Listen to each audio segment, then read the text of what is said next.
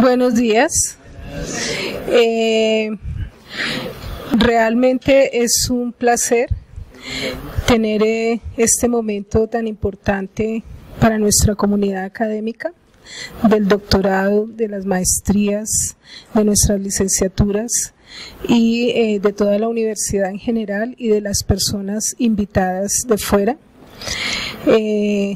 Es siempre grato volver a tener en nuestra casa a la doctora María Pilar Núñez Delgado, de la Universidad de Granada de España. Ya ella es casi una profesora nuestra, así que bienvenida nuevamente. Muchas gracias. Pilar. Yo voy a leer el currículo de la doctora Pilar porque me parece que más que un protocolo es una manera de saber quién es nuestro interlocutor en una conferencia como la que ella nos va a dar el día de hoy. La doctora Pilar es licenciada en Filología Hispánica de la Universidad de Granada, es doctora en Filología por la misma universidad, realizó una tesis doctoral en enseñanza de la lengua oral, una propuesta didáctica para el desarrollo de competencia discursiva oral en la educación secundaria obligatoria, ha sido profesora agregada de bachillerato en lengua castellana y literatura en distintas instituciones de España. Ha sido y es asesora de formación del profesorado de secundaria en el área de lengua castellana y literatura en el Centro del Profesorado del Campo de Gibraltar. Actualmente es profesora de la Universidad de Granada en la Facultad de Educación y Humanidades y en la Facultad de Ciencias de la Educación en Granada. Responsable del grupo de investigación Étimo del Plan Andaluz de Investigación y Desarrollo del Departamento de Didáctica de la Lengua y la Literatura en la Universidad de Granada desde 2008 y pues es miembro de este grupo de investigación del Plan Andaluz de Investigación y Desarrollo, grupo dirigido por el doctor Antonio Romero López del Departamento de Didáctica de la Lengua y la Literatura de la Universidad de Granada desde 2001 y hasta octubre del 2008. Pues como pueden observar, la doctora Pilar tiene una amplia experiencia en un tema que es uno de nuestros temas obligados de discusión en la formación pregradual, en la formación posgradual y en especial en las líneas de investigación del doctorado. Esta es una motivación muy grande de este diálogo académico con la doctora Pilar. Ella hoy va a hacer la conferencia La educación lingüística y literaria, tradiciones y retos, y también ha venido para ser jurado del proyecto de tesis doctoral de nuestro profesor Alexis Rodríguez, defensa que será el día de mañana a las 10 de la mañana y todos están cordialmente invitados. En este momento vamos a escuchar la ponencia de la doctora Pilar. Bienvenida de verdad, siempre. Bueno, muchas gracias por esas calurosas palabras de presentación que sin duda no merezco, porque esa trayectoria es la que han dado los años, no es particularmente meritoria. Lo que sí es verdad y defiendo, y por eso me atrevo a presentarme aquí, es mi compromiso con eso que ahora en España se están dando en de llamar la educación lingüística y literaria y que en términos quizás más difundidos se llama enseñanza de la lengua y la literatura.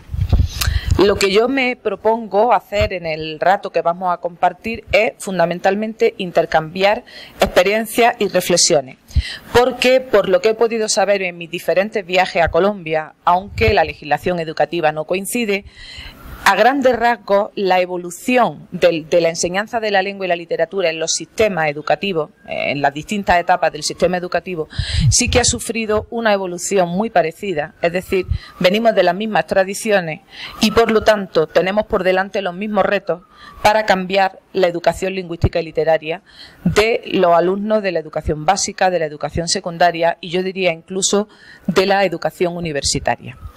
¿En qué aspectos me voy a centrar? Pues primero, aunque no haría falta, quizá porque a mí me gusta mucho pensarlo, Como decía Carmen Martín Gaite, las cosas que tenemos a nuestro alcance no nos paramos a pensarla y no nos maravilla lo que supone disponer de una herramienta como el lenguaje. Pues reflexionar un poco sobre la importancia y el valor del lenguaje y las lenguas en la vida de las personas y, por lo tanto, en la vida de los estudiantes que pasan por nuestras manos, reconocer, por lo menos tomar conciencia de las contradicciones entre lo que debería ser la enseñanza de la lengua y la literatura y lo que en realidad son las prácticas de aula y por qué se produce esa situación.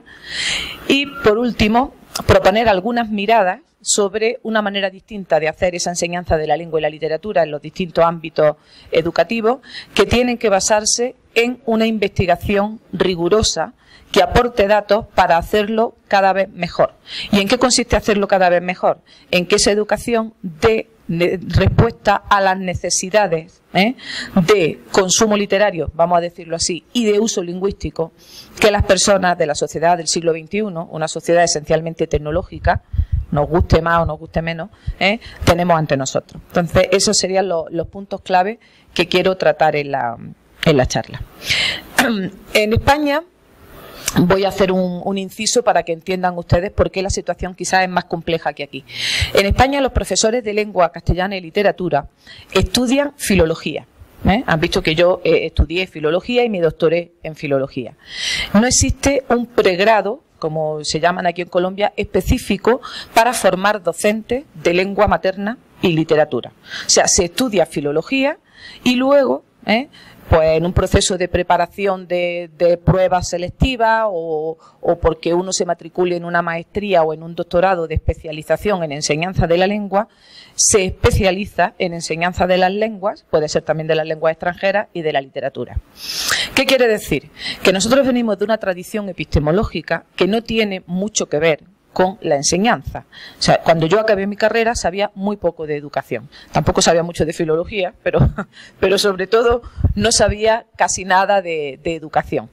Y tuve que hacer un segundo proceso formativo, que todavía no ha terminado, para poder darme cuenta, en primer lugar, de que no es lo mismo haber estudiado filología que ser profesor de lengua y literatura, y dos, que había muchos conocimientos añadidos a esa necesidad que yo no tenía y que tenía que adquirir. O sea que, en realidad, me di cuenta, y eso es una corriente de la que ya hay bastantes publicaciones en España y en Europa, que supongo que son conocidas aquí, de que el problema fundamental que se plantea es un problema de delimitación de campos de estudio y de campos de investigación. La filología pertenece al campo de las humanidades. ¿Por qué? Es una ciencia esencialmente descriptiva. Comentar textos, analizarlos, vincularlos históricamente, establecer relaciones intertextuales, pero no tiene ni la lingüística ni la ciencia literaria como uno de sus objetivos pararse a pensar cómo se lleva eso a alumnos jóvenes o a niños. El que estudia filología o el que estudia lingüística, cualquiera de sus ramas, no tiene a priori la intención de interrogarse sobre si yo tuviera que enseñar esto en la escuela o en un instituto de secundaria o en la universidad, ¿cómo lo haría? ¿Qué consecuencia ha tenido en España ese hecho, que todos los que enseñábamos lengua o enseñamos seamos filólogos? Pues que hemos dado un tipo de educación a nuestros alumnos que estaba más orientada a convertirlos en pseudofilólogos o en filólogos pequeñitos, más que en personas competentes para utilizar la lengua y la literatura para aquellas cosas que las personas necesitamos utilizarlas. Es decir, nosotros nos hemos comportado con nuestros alumnos como si fueran a ser filólogos en un futuro. La consecuencia ha sido que se le dedica tanto tiempo a enseñar contenidos de orientación filológica que no tenemos tiempo, porque no hay horas lectivas suficientes en los horarios escolares, para enseñarlos a usar la lengua en distintos contextos, con distintas finalidades, con distintas intenciones. Quizá llegue un momento en que no haya que escoger entre una cosa u otra, entre enseñar el uso y enseñar la lengua, pero ahora mismo en España quizás sí haya que escoger. Porque diversos estudios muestran que, pese a que hemos tenido varias reformas educativas, siempre encaminadas a insistir en que lo que hay que enseñar primero es el uso y que la reflexión sobre ese uso tiene que ser posterior, lo cierto es que en las prácticas de aula de las clases de lengua materna en España mandan los libros de texto. Y los libros de texto siguen teniendo muchos contenidos gramaticales, muchas reglas ortográficas que hay que memorizar y mucha historia de la literatura, con propuestas de comentarios de textos de cuño exclusivamente filológico, que a los alumnos no solo no les motiva y no les atrae, sino que incluso los aleja definitivamente de la literatura. Por lo tanto, creo que el reto es lo suficientemente grande como para que volvamos a pensarnos cuál es nuestra labor como docentes y como investigadores que pueden contribuir a mejorar ese estado de cosas. Esto nos lleva a la contraposición de la que hablaba hace un momento. La filología es una ciencia humana, pertenece a las humanidades. La didáctica de la lengua y la literatura, que es un campo científico reconocido en España con entidad propia, no es una ciencia que pertenezca a las humanidades, es una de las ciencias sociales. ¿Por qué? Porque su objetivo es transformar. Aportar elementos que permitan transformar la sociedad, siempre para mejorar. Mejorar los usos del lenguaje, mejorar las posibilidades de acceso a la información, mejorar el acceso a la literatura y el disfrute de los textos literarios. Entonces, eso sitúa la clave de bóveda de la reflexión que yo quiero hacer. No es lo mismo ser filólogo que ser didacta de la lengua en este caso. No se tienen suficientes saberes, habiendo estudiado filología, para hacer una buena enseñanza de la lengua y la literatura.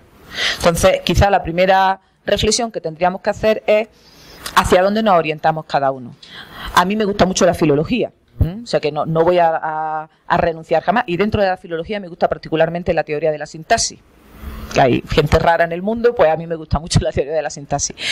No renuncio a la filología y de hecho procuro estar al día de la bibliografía que va saliendo. Ahora, para mi quehacer profesional y de investigadora, tengo que cambiar completamente la perspectiva. Lo que yo trato de investigar es qué actividades, qué materiales, de qué manera, con qué estrategia puedo conseguir desarrollar en las personas, da igual la edad o la etapa educativa, su capacidad de expresarse y comprender mejor el mundo en el que viven, incluyendo en esa comprensión la literatura como una herramienta importantísima para conocer el mundo y para conocerse a uno mismo. Bueno, dicho eso, aquí hay una diapositiva que quiere hacer un recordatorio de la importancia del lenguaje en la vida de las personas.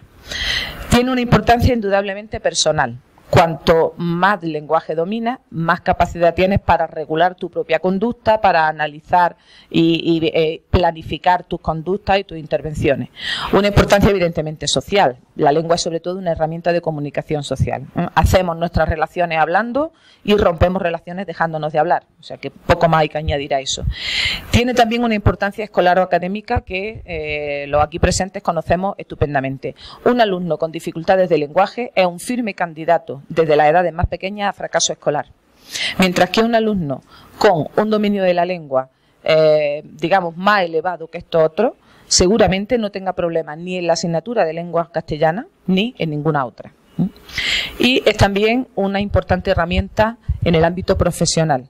De hecho, hay profesionales que ganan cantidades obscenas de dinero por ser lo que se llama hoy buenos comunicadores. O sea que hasta ese punto tiene importancia.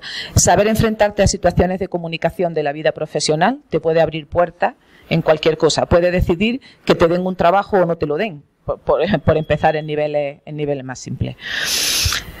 Si todo eso lo sabemos, ¿cuál sería el foco hacia el que tenemos que llevar esas dimensiones del lenguaje? Pues yo creo que son las necesidades de los aprendices. Y no he puesto ni niños, ni escolares, porque depende de quién esté aprendiendo la lengua en cada momento. Pueden ser niños en contexto escolar, pueden ser adultos también en contexto escolar o fuera del contexto escolar. O sea que el análisis que se haga de qué queremos aportar nosotros en la enseñanza de la lengua y la literatura debe partir de un conocimiento claro de las necesidades de quienes van a aprender. Bien. Este texto de Sebastián Serrano, que tiene un librito encantador que se llama La lingüística, no sé si estará agotado, pero es un libro muy breve, una colección como de cuadernillos, que es una preciosidad. Conoce a Sebastián Serrano. A mí siempre me gusta mucho y lo uso mucho en mi clase de la universidad, tanto en pregrado como en doctorado, para reflexionar con los alumnos. Fijaos, dice, quizás lo más característico de la vida humana sea la omnipresencia del lenguaje. El universo lingüístico nos arropa de tal forma que no podemos salir de los límites que nos impone. No lo podemos observar desde el exterior, porque el más allá del lenguaje es impensable. Lo que resulta pensable y comunicable lo es desde el lenguaje. El lenguaje es elemento constitutivo de la intersubjetividad y de la vida social.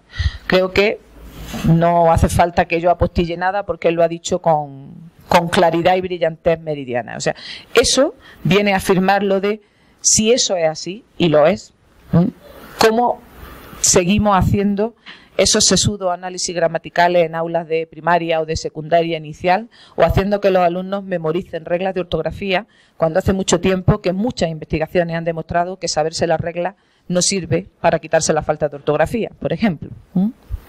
Bueno, otro texto más clásico, aunque la edición que yo he manejado es del año 86, evidentemente es más antiguo, la colección de ensayos que publicó Alianza de Pedro Salinas. Dice: no habrá ser humano completo, es decir, que se conozca y se dé a conocer sin un grado avanzado de posesión de su lengua. Y ahora me interesa sobre todo la segunda parte.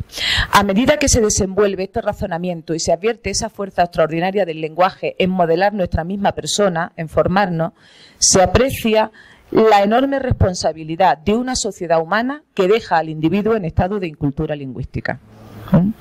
Entonces, otro punto para la reflexión. ¿A qué se refiere ahí Salinas con incultura lingüística? Yo pienso que a saber usar la lengua, no a saber contenido sobre la lengua, o a saber analizar el objeto lengua. Bueno, ¿qué consecuencias tiene lo que venimos diciendo hasta ahora? Fundamentalmente dos, en mi opinión, y pueden ser más si debatimos y añadimos entre todos algo que enriquezca estas aportaciones. Primero, proporcionar a alguien los medios y las ocasiones para mejorar su dominio del lenguaje es abrirle puertas al mundo, ampliar su pensamiento, enriquecer su conocimiento, facilitar su inserción cultural y, por lo tanto, y en suma, mejorar su vida. Y segundo, enseñar lengua y literatura es mucho más que seguir el programa dictado por un libro de texto o por una normativa curricular. Es una tarea muy compleja que exige un compromiso ético con el desarrollo lingüístico y, por lo tanto, personal de los sujetos a los que nosotros enseñamos lengua y literatura. Bien. ¿Cómo ha ido? Para que entendamos a dónde hemos llegado, quizás sea bueno hacer un repaso de la evolución histórica, porque aunque las fechas y los procesos no coincidan, creo que en general la trayectoria sí pueden ser coincidentes entre España y Colombia. Durante mucho tiempo, cuando todavía no había un sistema estable de educación escolar, el modelo de enseñanza al que solamente tenían acceso las élites privilegiadas, los que se iban a formar como ciudadanos, tenían unos mentores que les enseñaban sobre todo retórica y oratoria, el arte del bien hablar, para poder participar en la vida ciudadana, en la vida política. O sea que había una clara noción en todos los tratadistas clásicos, y ahí hay que volver quizá a Quintiliano, de que saber o poder dominar la palabra era lo que permitía participar en la vida pública, y el que no dominaba la palabra no podía participar. O sea, había una preparación específica y una clara conciencia de eso. Bueno, cae el Imperio Romano, llega la Edad Media, la cultura se refugia en Europa en los monasterios y se reduce a, bueno, pues unos cuantos monjes que transcriben manuscritos, que guardan.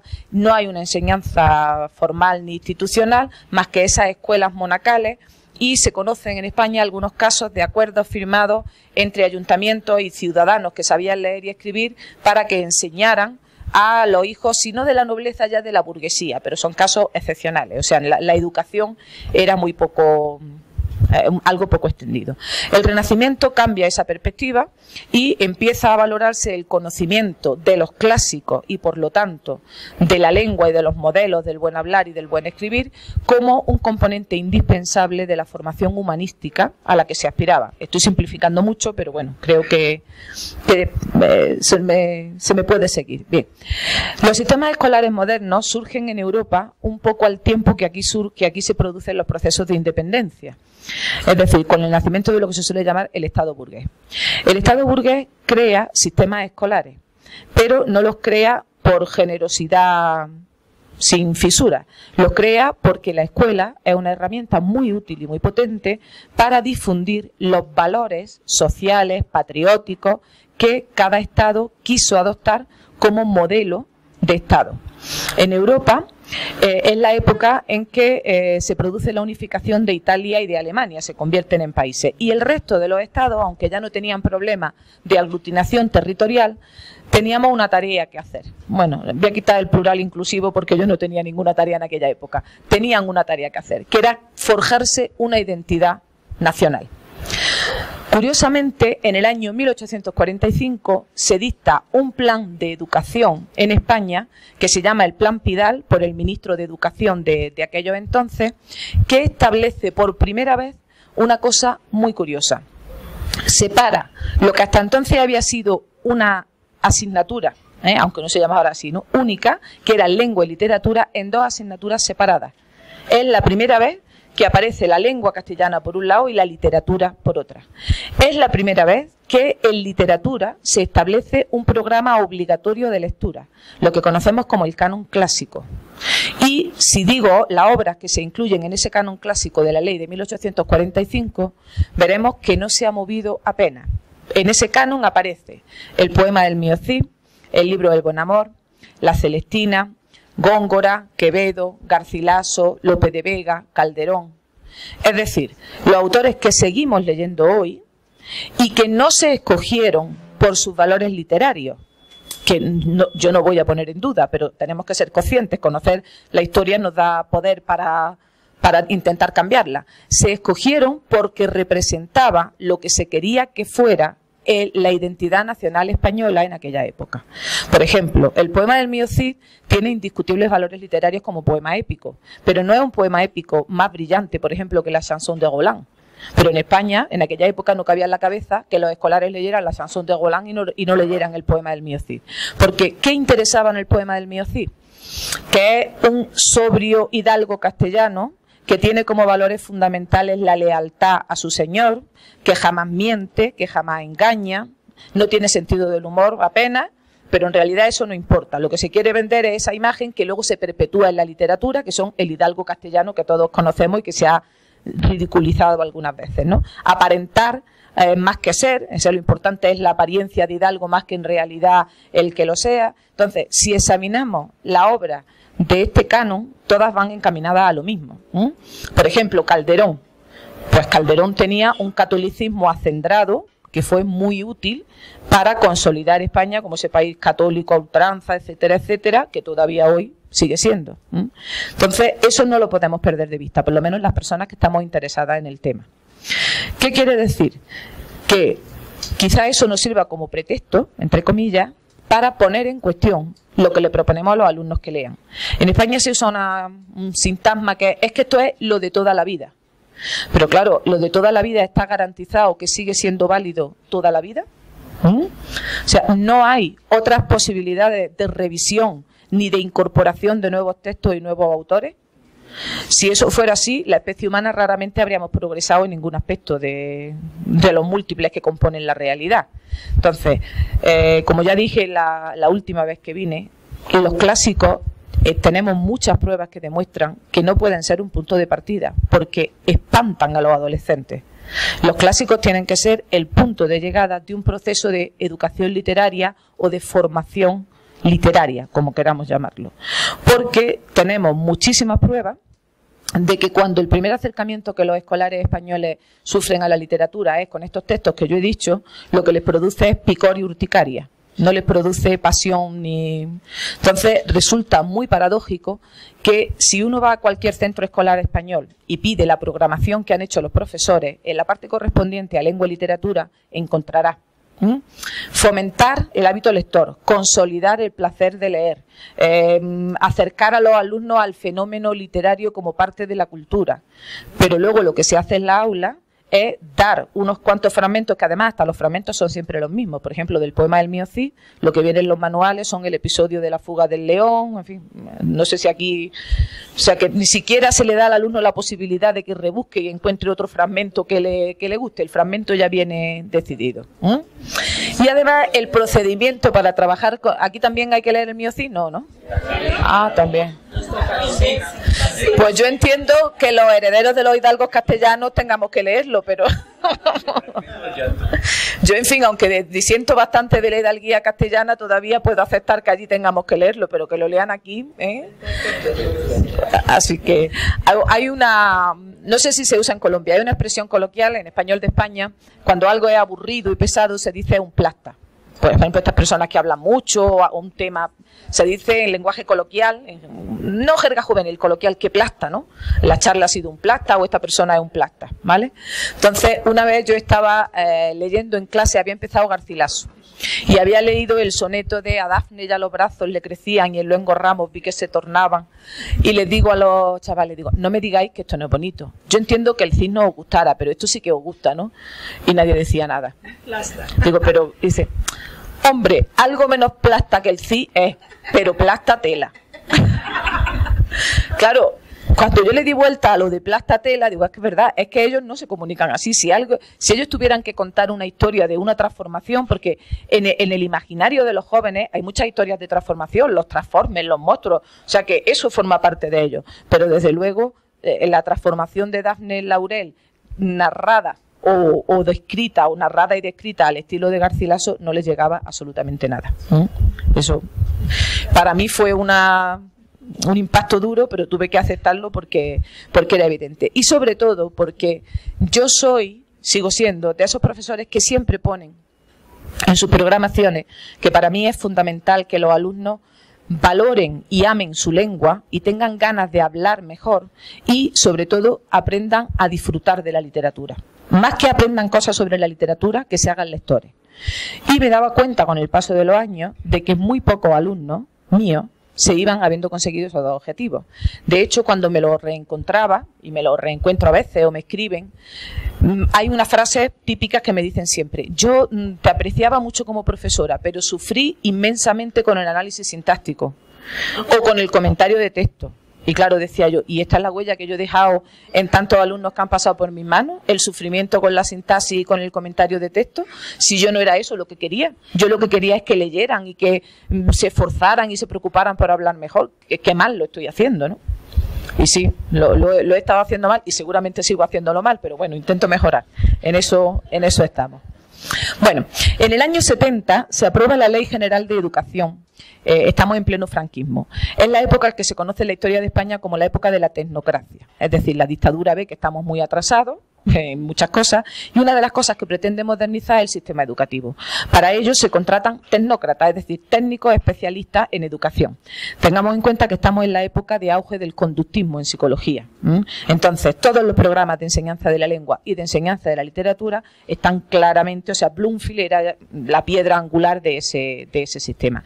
Pero he de decir que pese a los defectos de esa ley, era una ley bastante moderna, porque ya introducía alusiones expresas a que los alumnos tenían que aprender a redactar, que tenían que aprender a hacer un resumen, que tenían que aprender a hablar en público, aunque eso se contradecía con el hecho de que los contenidos seguían siendo un temario obligatorio y el mismo para todo el territorio español. No había posibilidades de cambiar o de adaptar eso según contextos sociales o geográficos. Llegamos así a 1990, cuando se promulga la primera ley, digamos, democrática de educación, la LOCSE, Ley de Ordenación General del Sistema Educativo, que ya se apunta a lo que todavía no se llamaba así, pero sí está ahí, que son las competencias. La Ley General de Educación elimina por primera vez, la LOCSE elimina por primera vez los temarios y establece 5 bloques de contenido: expresión y comprensión oral, expresión y comprensión escrita, literatura, la lengua como objeto de conocimiento y medios de comunicación verbal y no verbal. Y la consigna que se lanza desde esa ley es que cada centro, según sus características, su comunidad educativa, el sitio en el que está, las necesidades de los alumnos, escojan de esos 5 bloques qué contenidos y en qué orden los van a dar. Perfecto. ¿Qué pasó? Pues que al mismo tiempo que la Administración Educativa aprobaba esa ley, aprobó también que persistieran los libros de texto tal y como las editoriales querían. Con lo cual, los libros de texto de las editoriales siguieron siendo nada comunicativos y muy gramaticales y muy filológicos. Hubo mucha polémica porque aquí se fusionaron otra vez las asignaturas de lengua y literatura en una sola y ¿cómo se interpretó eso? Como lo interpretaron los libros de texto. ¿Cómo son esos libros de texto? Pues entendieron la integración de lengua y literatura de la siguiente manera. En cada uno de los temas o unidades didácticas hay un punto 1 que se llama, por ejemplo, la oración simple y un punto 2 que se llama el mestre de clerecía. Y eso es un estudio integrado de la lengua y la literatura. Entonces, esos libros de texto tienen una historia muy curiosa. Cuando yo era estudiante de bachillerato, hace ya bastantes años, estudié con los libros de don Fernando Lázaro Carreter, que no sé si se han conocido aquí. Bien. Cuando mi hija hizo secundaria según la LOSE, seguía estudiando con los libros de Fernando Lázaro Carreter, que después de muerto siguió publicando libros de texto, como el CIS. O sea que yo no sé si ya últimamente habrá salido alguno porque he dejado de molestarme en mirar eso, pero en España un libro firmado por don Fernando Lázaro Carreter era garantía de libro de calidad. Y después de morirse don Fernando y de haberle hecho muchísimos homenajes, de haberse difundido la noticia por el mundo entero, ha seguido publicando libros de texto. Se ve que se dejó algunos para las futuras leyes de educación, pensando que en realidad tampoco había que cambiar tantas cosas en los libros por mucho que cambiaran las leyes. Consecuencia, la práctica real de la enseñanza de la lengua y la literatura, en la gran mayoría, siempre hay excepciones, o sea que cuando generalizo no entiendan ustedes que es una afirmación tajante, en la gran mayoría de las etapas y aulas educativas de España sigue siendo la misma que estudié yo o que estudió incluso la generación anterior a la mía. Evidentemente el mundo ha cambiado mucho. La escuela cambia mucho más lentamente que el mundo, pero tiene que cambiar. Porque si no, ¿qué estamos haciendo? Formar a qué clase de personas. O sea, ¿cómo un profesor puede decir: mis alumnos no saben expresarse? Cuando hablan dejan la frase inacabada, se enredan, son incapaces de hacer una exposición oral sin memorizar el texto previamente, pero yo no me puedo entretener en eso porque tengo muchísimos contenidos que dar. ¿Cuáles son esos contenidos? La oración simple, el mestre de clerecía, la oración compuesta, el mestre de juglaría, y así podemos seguir elaborando el temario. Yo tengo un hijo en primero de secundaria, que en España abarca desde los 13 hasta los 16 años, y hace 2 semanas estábamos estudiándonos la flexión verbal de memoria, porque se examina de eso.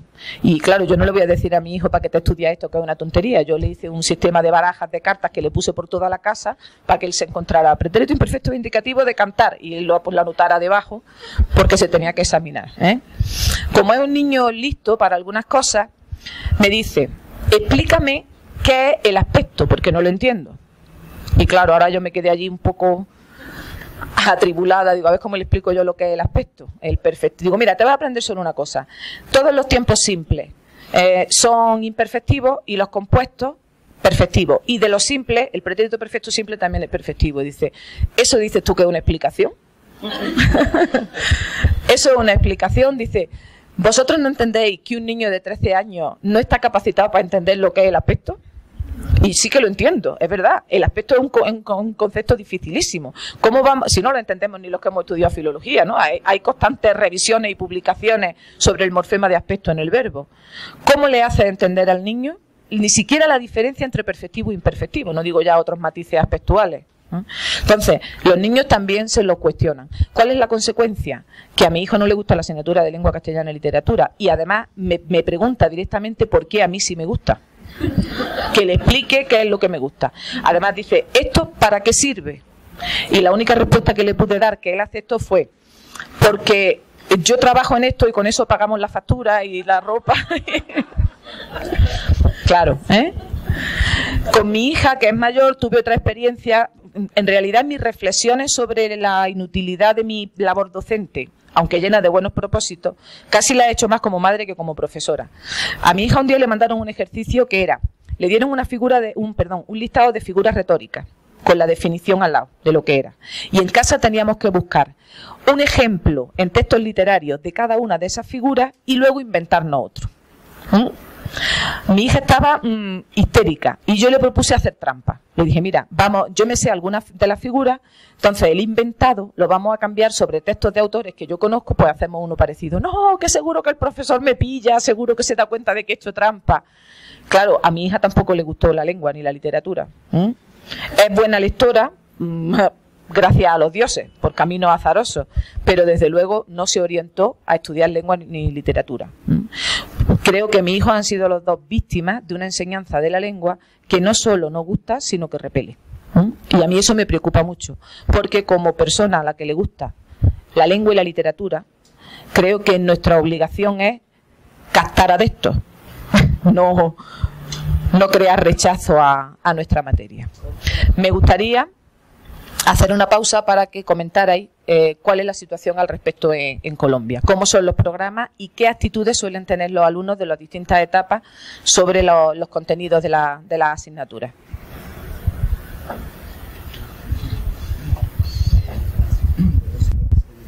Te paso.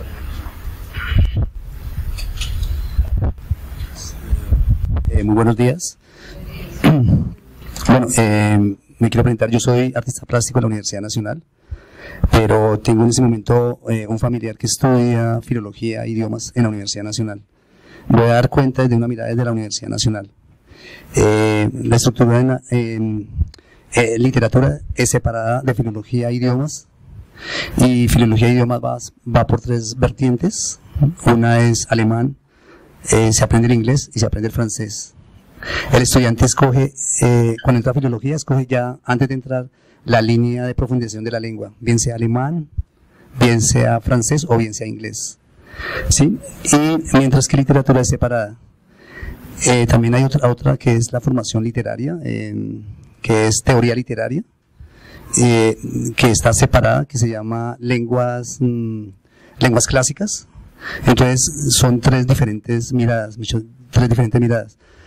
Lo que yo veo en filología es que es una carrera mucho más integral que literatura, porque es que en filología los estudiantes ven, aparte de ver la lengua en que se están formando, digamos, entre inglés, francés y alemán, están viendo español funcional, están viendo lingüística aplicada, estructurada, digamos, 3 o 4 lingüísticas, 2, 3 españoles, mientras que literatura se centra más que todo en la cuestión de literatura de autor y van por la parte literaria.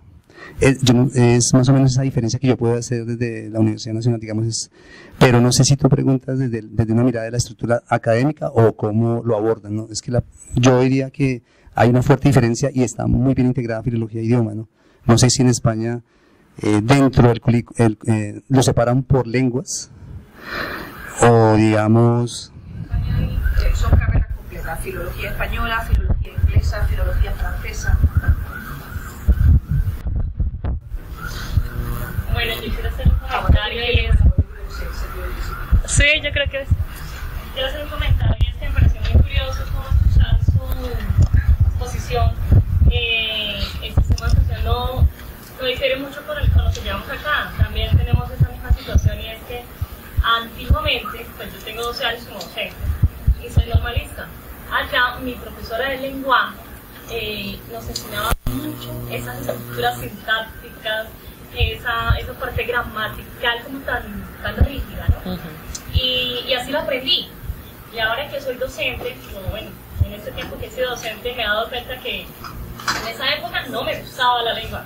A mí no me gustaba y yo estaba en una dualidad de si estudio esto o no lo estudio, porque no me la hicieron gustar. Pero lo estudié porque me gustaba, porque era algo que tenía por allá, así que me gustaba y decía, ok, vamos a estudiarlo. Ahora que lo estoy estudiando y que me estoy preparando más, como tú dices, en mejorar esa forma de enseñanza, me he dado cuenta que sí, a los muchachos no les gusta. Y entonces es cómo darnos ese cambio que desde hace muchos años se ha venido dando de una forma tan rígida y que todavía lo seguimos haciendo. Por los libros de texto, por la legislación, porque se difiere entre lo que se dice y lo que se hace.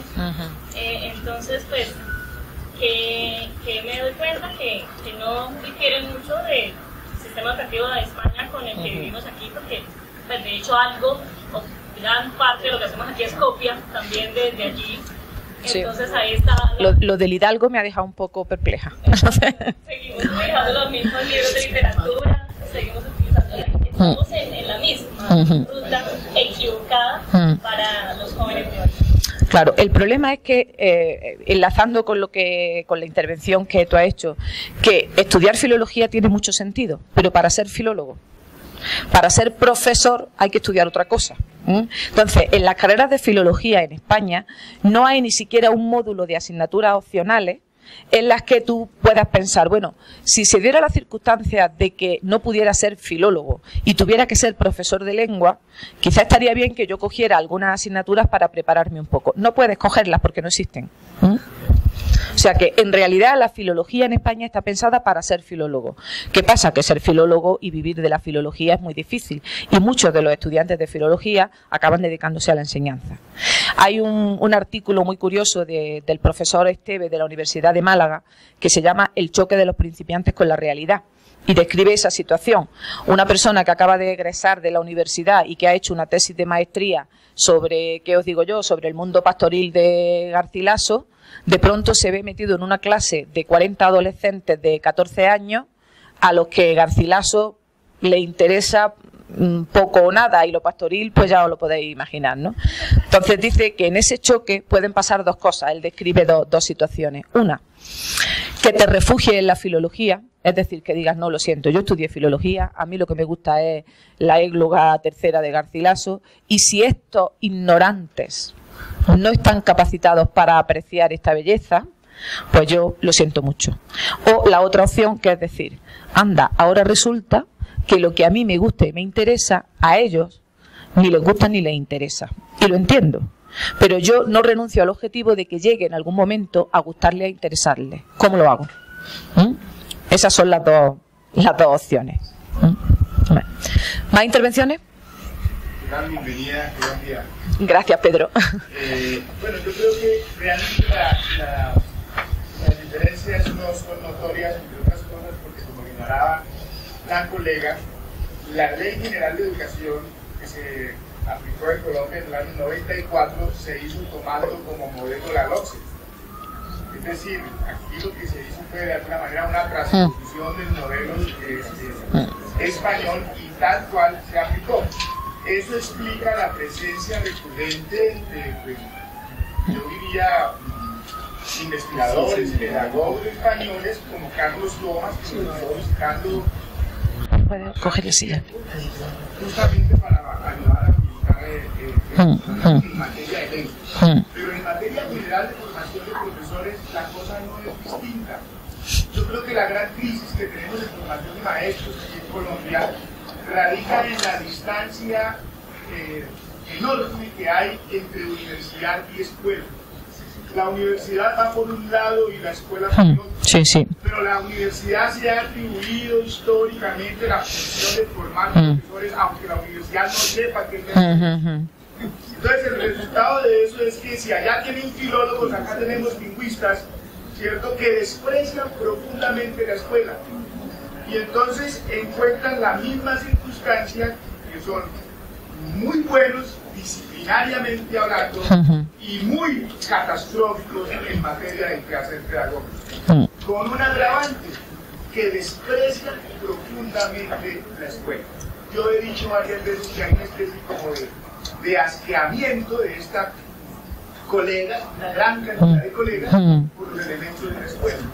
La escuela sirve para estigmatizarla, la escuela sirve para señalar a los profesores, la escuela sirve para decir que los profesores no saben y que tienen que ir a la universidad, a que la universidad los vuelva a tarar para volverlos a mandar y reproducir otra vez el mismo modelo. En un ciclo terrible, sí. De descalificación y de construcción de esa teoría del déficit en el profesor de la escuela básica y de la media.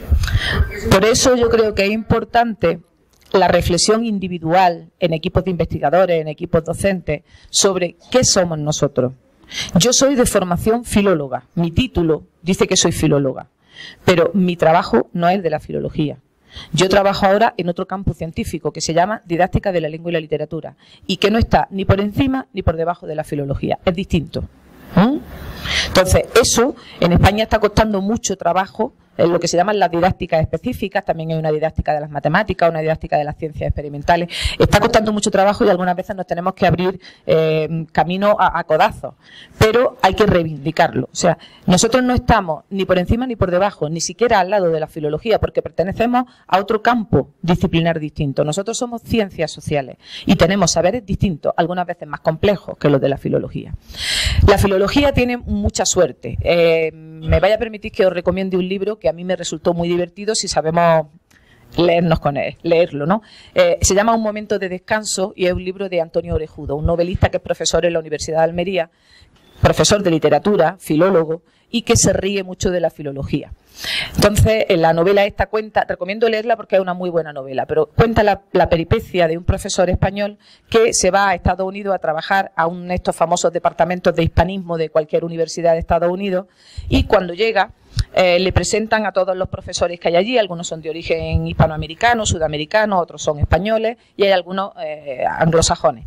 Y charla con cada uno en esa fiestecita de bienvenida que le dan, y cada uno le expone en qué está investigando, en qué campo del hispanismo está investigando. Entonces, por ejemplo, hay un tipo curioso que lleva toda la vida investigando los signos que en el poema del Mío Cid delatan relaciones homosexuales entre los guerreros del Cid. O sea que en realidad él lo hace con la intención de ridiculizar esos estudios filológicos que se miran no ya el ombligo, sino, en fin, otro tipo de cuestiones. Pero el que más me gusta es un profesor que está haciendo una tesis en la que está a punto de demostrar, aunque nunca lo demuestra, que si existen los textos literarios es únicamente porque hacen falta para que exista la crítica literaria, si no, no haría falta que existieran los textos literarios. Y ciertamente algunos filólogos se comportan así. O sea, lo más importante es la actividad crítica sobre los textos canónicos. En realidad los textos no son más que pretextos para el lucimiento de muchos críticos. Y claro, eso no tiene nada que ver con lo que nosotros nos dedicamos a hacer y a investigar.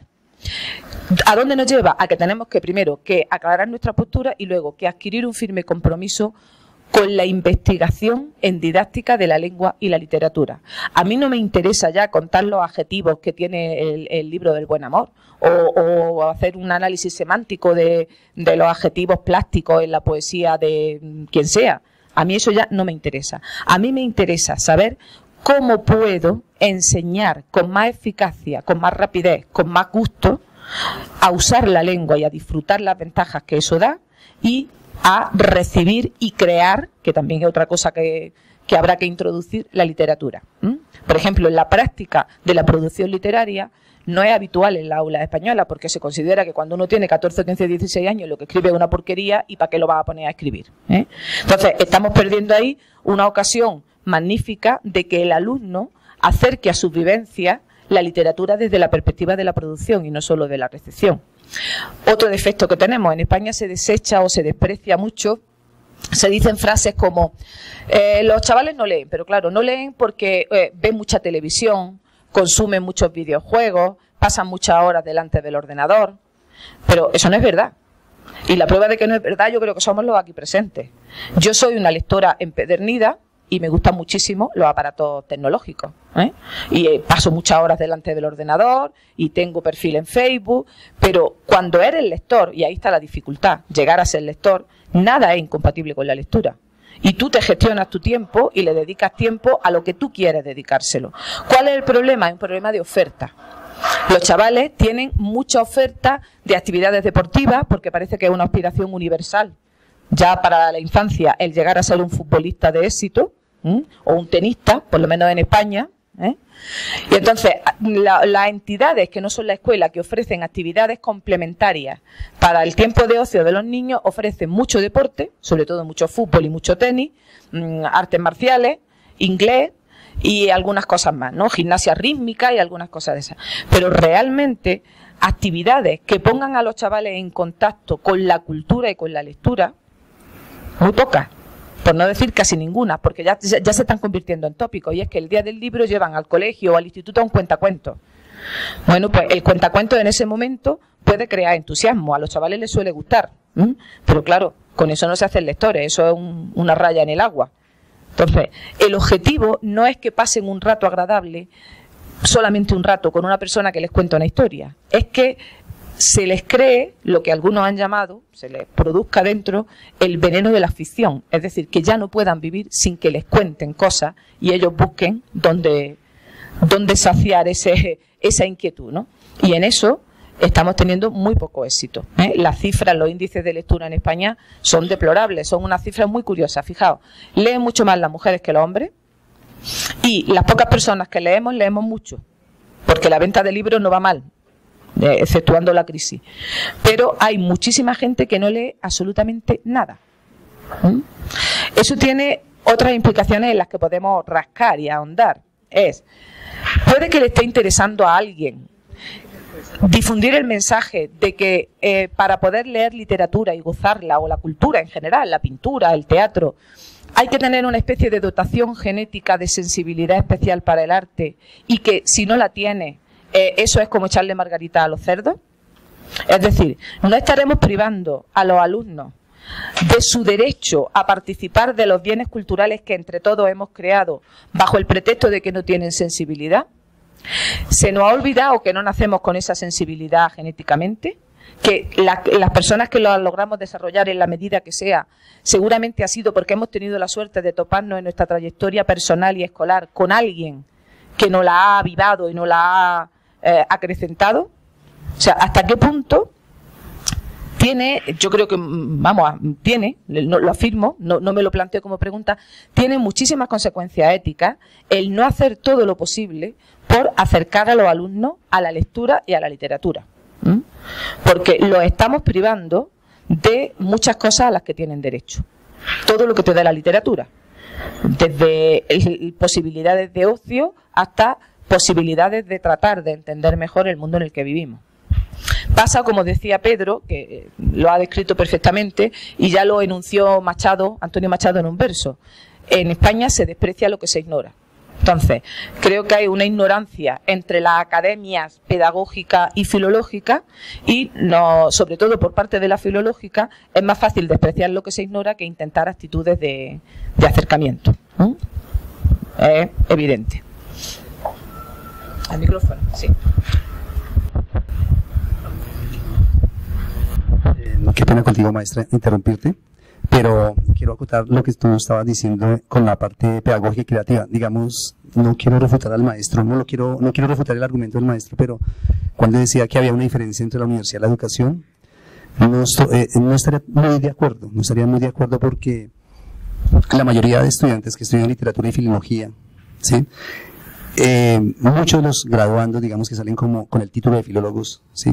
Estoy hablando de la Universidad Nacional, se dedican a la creación, se dedican a crear.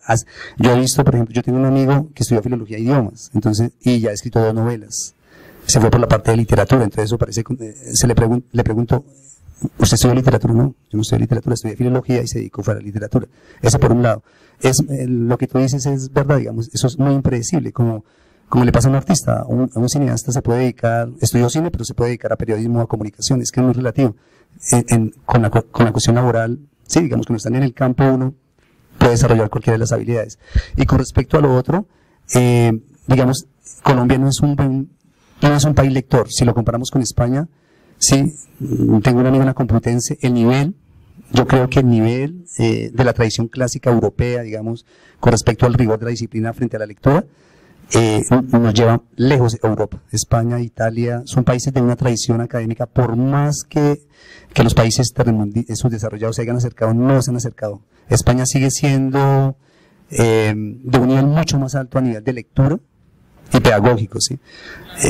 Y desde el punto de vista pedagógico, ya para terminar, hay muchas dificultades, digamos, ahí, yo lo digo a nivel personal, ¿no? Hay profesores a nivel universitario, no lo voy a generalizar, que, digamos, tratan de ver a un estudiante con talento, digamos, en escribir, por ejemplo, y hay como una cierta envidia entre el profesor y el estudiante, porque el profesor piensa que el estudiante lo va a superar y no le da esa mirada pedagógica. Hay como una cuestión pedagógica injusta, digamos, hay como una serie, no sé qué adjetivo aplicarle ahí, maestra, no sé, pero siempre hay como una cierta envidia frente a supuestamente un talento, donde el estudiante lo puede superar. Yo lo he visto desde la experiencia de la universidad, ¿no? Desde la universidad. Hay estudiantes que superan al profesor y el profesor le pone barreras al estudiante para que no pueda llegar donde está él, más o menos.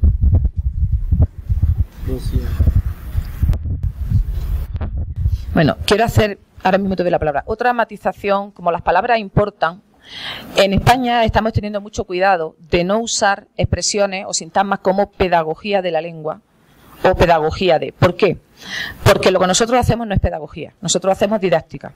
La pedagogía es una ciencia esencialmente teórica. La parte teórica tiene mucho más peso que la parte práctica. Y además el objetivo de la pedagogía es describir sistemas de enseñanza aplicables a todo. Nosotros no creemos en eso. La lengua, o sea, hay una vinculación muy directa entre la didáctica de un objeto y su objeto, ¿eh? Entonces, la didáctica de la lengua, o sea, yo no me atrevo a opinar sobre cómo se deben enseñar matemáticas, los pedagogos sí, porque hay unos principios generales que para ellos son aplicables a independientemente de cualquier contenido. Yo creo que la especificidad, valga la redundancia, de la didáctica específica es que la teoría vale tanto como la práctica, es decir, la teoría sirve para elaborar práctica y la práctica para generar teoría, y además no se puede desvincular el objeto del proceso de su enseñanza y aprendizaje. La didáctica de la lengua solamente tiene algo que decir sobre cómo se puede enseñar y aprender lengua y literatura, pero no en general o sobre otras materias específicas. Por lo tanto, allí no hablamos de pedagogía de la lengua, los pedagogos no tienen nada que ver con nosotros. Aunque yo, para completar mi formación como didacta, haya tenido que aprender parte de pedagogía, de psicología evolutiva, de lingüística cognitiva, el fundamento epistemológico de la lengua y la literatura, no nos consideramos pedagogos, porque no tenemos un saber general aplicable y no nos ocupamos de temas que sí se ocupa la pedagogía, como por ejemplo la acción tutorial, la organización y gestión de centros educativos. Nosotros no aspiramos a entender de eso ni a dictar nada. Por lo tanto, para delimitar nuestro campo del campo de la pedagogía, hablamos de didáctica específica, didáctica de la lengua, didáctica de la literatura, porque la dimensión de praxis es igual de importante. La investigación es la que tiene que generar la mayor parte de los datos con lo que elaboremos nueva teoría sobre enseñanza y aprendizaje de lengua y literatura. Esa matización. Yo quiero hacer una pregunta sin mucho preámbulo, y es la siguiente: ¿tiene alguna importancia o es importante el conocimiento del sistema formal de la lengua en el proceso de formación de educadores o de enseñantes o de profesores de la lengua materna? Muchísimo. Además, me alegro que se haga esa pregunta. Sería una vanidad insoportable pretender afirmar algo sobre cómo se enseña o se aprende un objeto sin conocer muy a fondo el objeto, ¿eh? Por eso he dicho que en la didáctica específica el objeto y su enseñanza y aprendizaje no se pueden desvincular.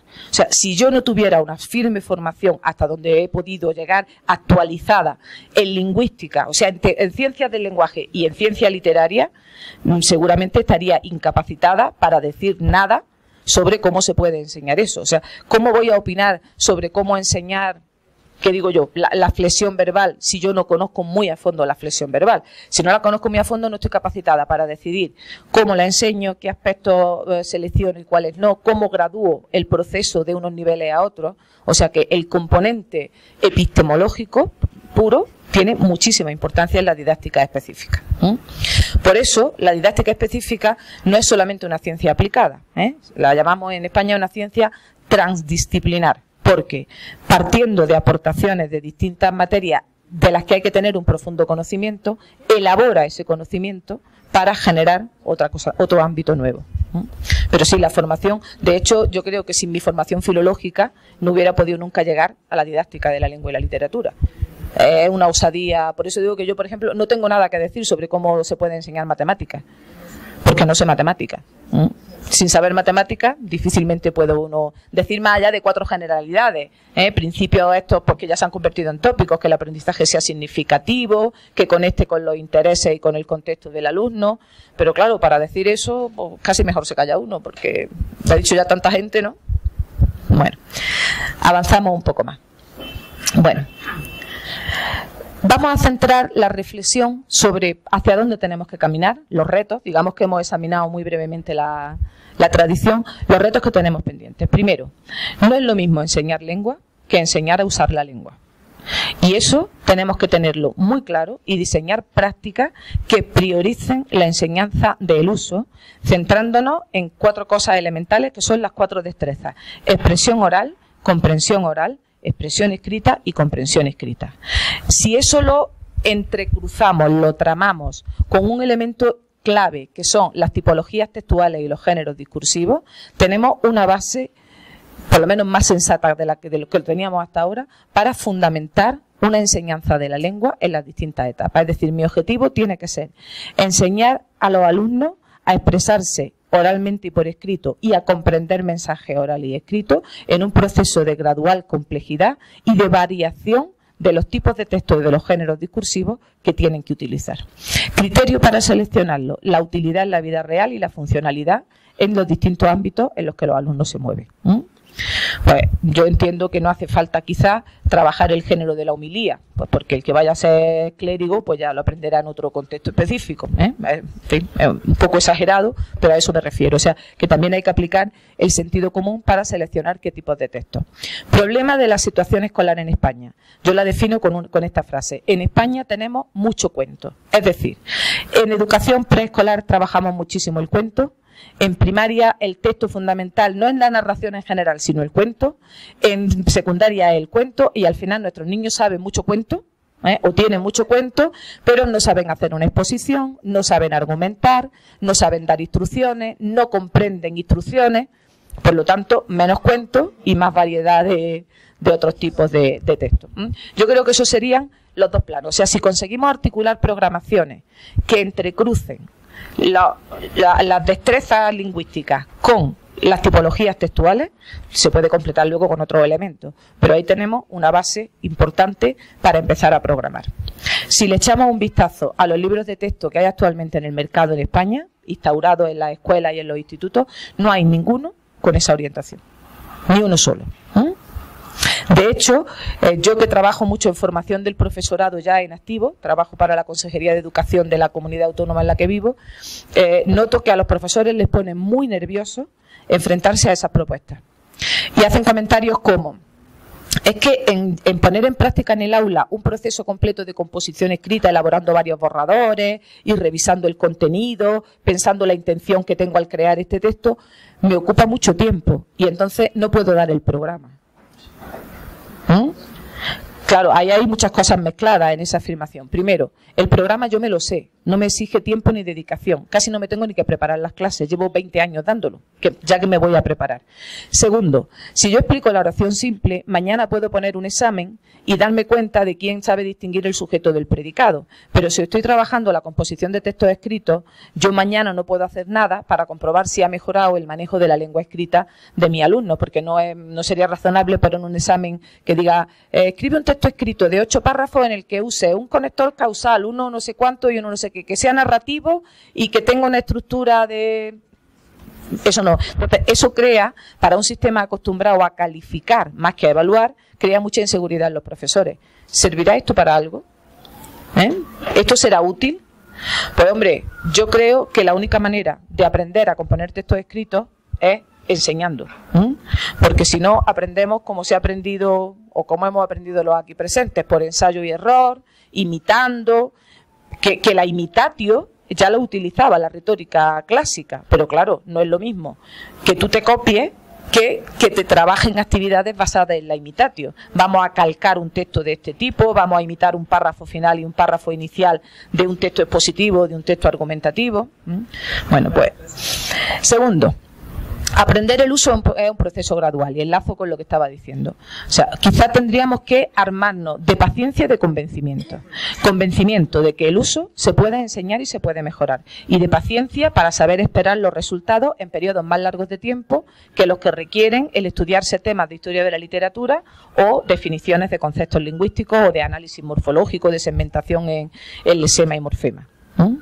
Hay un monólogo en un programa de monólogos de humor que emite la televisión española, en el que un actor que no sé si aquí es conocido, que es muy feo físicamente, pero muy inteligente, que se llama Quique San Francisco, hace un monólogo en el que pone patas arriba la escuela.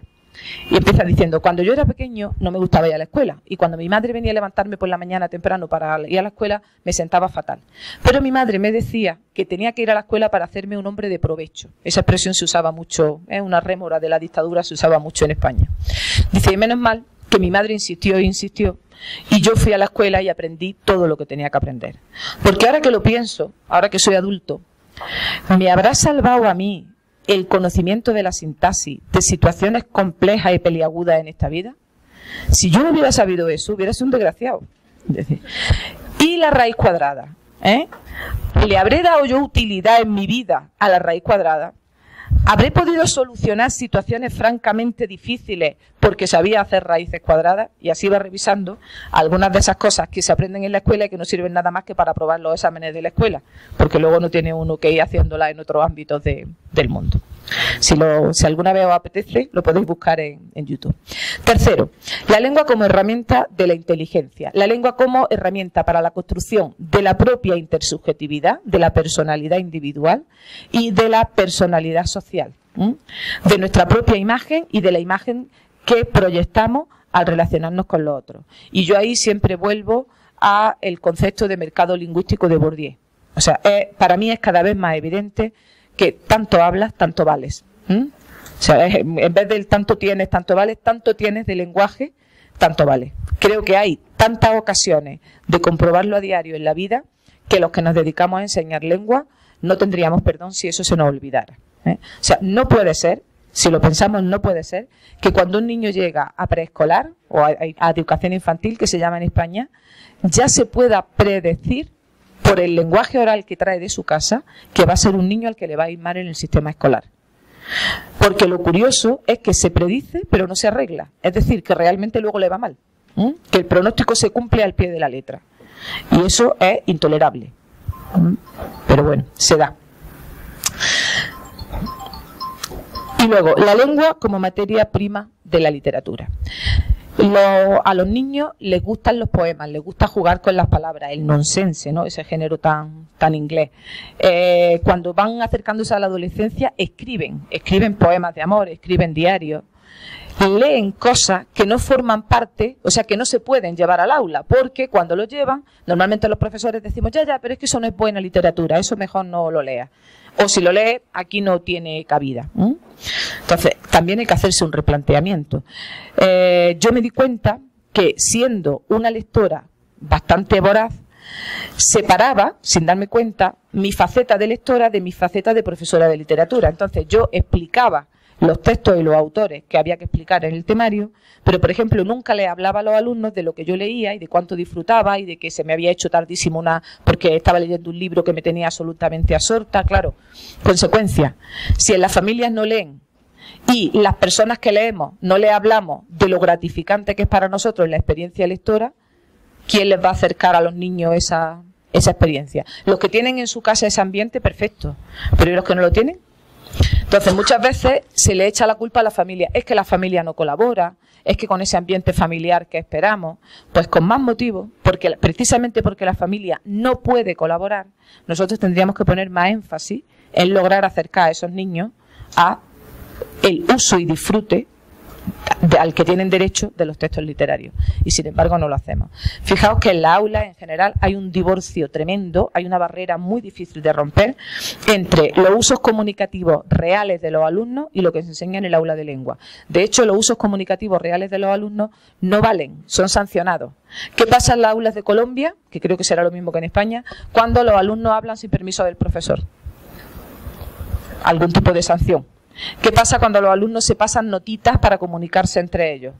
También, si la interceptamos, algún tipo de... O sea, esos son usos comunicativos reales. ¿Qué problema hay en una clase de lengua en trabajar sobre esa notita que hemos interceptado, a ver cómo podríamos redactarla mejor, que quede más claro, ver si es coherente, si ha conseguido su finalidad la persona y ha transmitido?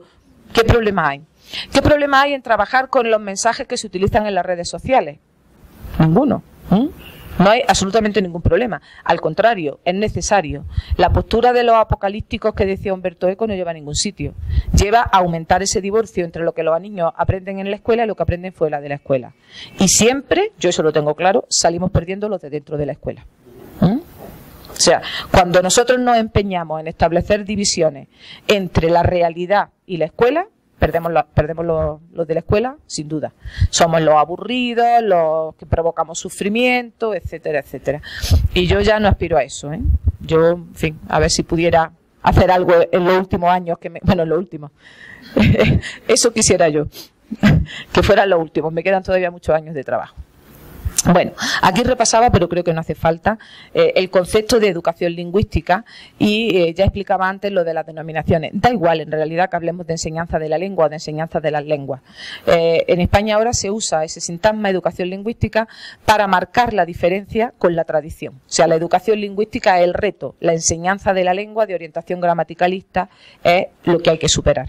Y en el caso de la literatura, el término educación literaria también se ofrece como alternativa a lo que hasta ahora se entiende por enseñanza de la literatura. O sea, no estudiar un canon de autores prefijado y desde una perspectiva historicista, sino hacer un acercamiento desde la producción y desde la recepción a todo lo que supone la experiencia literaria, incluyendo ahí lo que se llama ahora el lector cyborg, el lector que lee pantallas y que tiene muchas de sus experiencias estéticas y culturales mediadas tecnológicamente. Bueno. Bien, tendríamos que, para cerrar ya, replantearnos la influencia de las TIC en los usos lingüísticos, en los consumos literarios y en la transmisión y, por otra parte, en la aula. Yo no sé cómo está el desarrollo tecnológico en la escuela colombiana.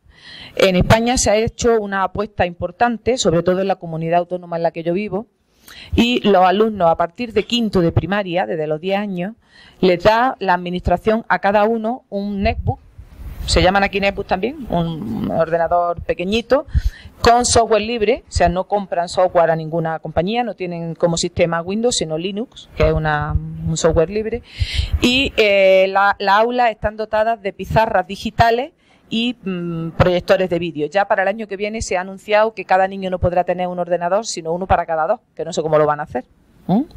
El ordenador no es propiedad de la familia ni del niño, pero de hecho el niño se comporta como si fuera suyo. O sea, él lo custodia, lo lleva y lo trae a clase, lo guarda en su casa y se lo puede quedar en vacaciones. Eso está intentando conseguir una introducción realista de las tecnologías de la información y la comunicación en las prácticas de enseñanza. ¿Qué ocurre? Pues que hay muchos profesores que tienen la pizarra digital, pero han pedido que no se la cuelguen en la pared, que les pongan unas ruedas para poder apartarla y seguir escribiendo en la pizarra de siempre, porque hay que ir a hacer cursos de formación sobre cómo sacarle partida a la pizarra digital y muchos no están por la labor.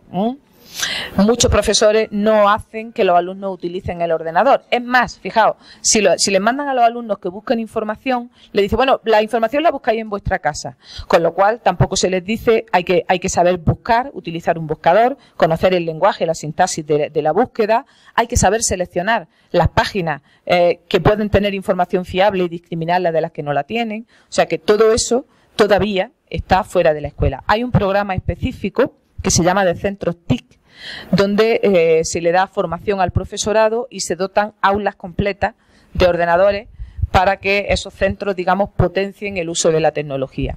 Pero muchas veces es más una etiqueta que una práctica real.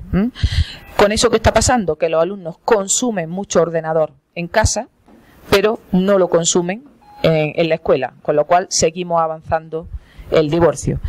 Yo creo que no sirve de nada decirle a los niños no paséis tantas horas delante del ordenador, para lo mismo que sirve decirle no paséis tantas horas delante de la tele. O los enseña a ver tele y a usar el ordenador, o simplemente con predíqueme usted padre que por un oído me entra y por otro me sale, no vamos a ningún sitio. Tenemos otro reto, formarnos, capacitarnos para un uso educativo de las tecnologías. No como mera herramienta que por dar un aspecto de modernidad parece que ya por sí misma mejora los procesos, sino de verdad como una herramienta potente. Pues, por ejemplo, un cambio que yo he introducido en mi aula es que ya jamás consultamos el diccionario en papel. ¿Por qué? Pues porque Hay magníficos diccionarios, el de la Real Academia y el Panhispánico de Dudas, que se consultan mucho más rápido, incluso desde el teléfono móvil, y ya no tiene sentido que yo siga empeñándome en... ¿Tenemos que buscar las palabras en el diccionario? Sí, pero no en un diccionario electrónico, online. Ahora, ¿cuál es mi labor? Enseñarles cómo se usa, que no todos los diccionarios son iguales, que hay unos que sirven de referencia y otros que no, cómo seguir enlaces en búsqueda, pero desdeñar no sirve para nada. Bueno. Y me voy a ir al final para ir terminando. Si de verdad queremos aceptar el compromiso que supone innovar, aunque sea penoso tener que decir a estas alturas del siglo XXI que todavía no hace falta innovar, digamos, llevar la enseñanza de la lengua y de la literatura a donde dicta el sentido común, que es hacer personas que sepan usar la lengua y sepan disfrutar de la literatura, perdón por ser tan reiterativa, los cambios tienen que empezar por cambios en las pautas metodológicas. O sea, con lo mismo de siempre no se cambia. Primero, quizás tendría que haberlo puesto en primer lugar. Acabar con la tiranía de los manuales o de los libros de texto. El libro de texto no dictamina mi práctica. El libro de texto no manda en mí. El señor que hizo el libro de texto no conoce a mi alumno, ni conoce mi barrio, ni conoce mi pueblo. Y por lo tanto, él lo hizo con la mejor de las intenciones, pero no me sirve tal cual está su manual. Y desde luego me niego a que sea utilizado como un elemento de control de la sociedad hacia mi práctica docente. Es decir, a que vengan padres y me digan, si son 12 temas y van por el 3, quizás van un poco atrasados, ¿no? Tendrían que haber corrido más. Porque te ves en una tesitura complicada. O te pones a dar explicaciones y entonces podemos aplicar aquello de explicatio non petita. O si no das explicaciones, parece que eres un incompetente, que es que en realidad no sabes, das cuenta de lo que tú misma has decidido y has programado. Entonces, quizás esa tenía que ser la primera perspectiva. Bien. Pautas metodológicas imprescindibles para aprender lengua, las que dicta el sentido común si lo que queremos es enseñar lo que hemos dicho antes. Primero, un aprendizaje cooperativo, es decir, un aprendizaje en el que haya cooperación mediada, porque no hay otra forma, lingüísticamente, en la que haya que colaborar para aprender, para componer textos, para evaluarlo, para resolver dudas. Segundo, integración de lenguaje y contenido. Es decir, no se nos olvide que no solo aprendemos lengua en clase de lengua, sino que sin la herramienta lengua difícilmente podemos aprender nada, ni matemáticas, ni biología, ni música, ni absolutamente nada. Luego habrá que ir creando en los docentes de esas especialidades la conciencia y la formación sobre el componente lingüístico y discursivo que tiene su labor educativa y generando materiales e investigaciones que les permitan rentabilizar ese componente. ¿Por qué? Porque una persona que no domina el lenguaje de las matemáticas no va a llegar a dominar los contenidos de las matemáticas. Es decir, a cada ciencia se accede a través de la puerta del lenguaje de esa ciencia. ¿Y quién es el especialista en ese lenguaje? El propio especialista en la ciencia. Lo que pasa es que en el sistema español, no hablo del colombiano porque no lo conozco, cuando una persona ha estudiado matemáticas, ni se le ha pasado por la cabeza, ni a él ni a sus profesores, que tuviera que aprender también cómo utilizar el lenguaje en matemáticas o qué tipos de textos son los que predominan en la ciencia de la matemática para darle a los alumnos las claves de esas tipologías textuales. Proyectos integrados. El lenguaje no forma parte o no forma un ámbito aislado. Las disciplinas escolares son inventos que tienen un lado perverso importante, porque tendemos a parcelar la realidad con arreglo a las etiquetas de la ciencia, pero la realidad no se deja atrapar tan fácilmente. Por lo tanto, trabajar en la pedagogía de proyectos, integrando, ni siquiera quiero decir asignaturas distintas, porque no quiero que se entienda como una justaposición, sino como una real integración de maneras de trabajar. Comunidades de aprendizaje, que ahora se ha convertido en una línea prioritaria del gobierno de la comunidad autónoma en la que yo vivo. Es decir, integrar en los procesos de aprendizaje de la escuela a todo el entorno del alumnado, fundamentalmente a los padres y a las familias, estableciendo comunidades reales de aprendizaje. En la implantación, que también se está haciendo, aunque supongo que con la crisis irán desapareciendo, de programas específicos. Tenemos algunos que, si estáis interesados, puedo contar en otro momento, sobre bilingüismo y plurilingüismo, sobre tecnologías de la información y la comunicación, sobre otro que se llama la Escuela Espacio de Paz, que se centra en las relaciones de convivencia, de liderazgo, de mediación. O sea, hay una serie de proyectos puestos en marcha en España.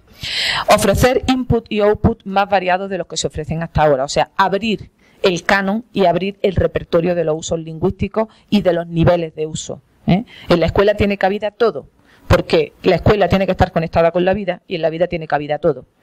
Distintas culturas, distintas lenguas, distintas perspectivas. Incluir productos que hasta ahora no se consideraban propios del ámbito escolar. Y estoy hablando, por ejemplo, de paratextos o de, en fin, productos infográficos que consumimos todos, no solo los alumnos.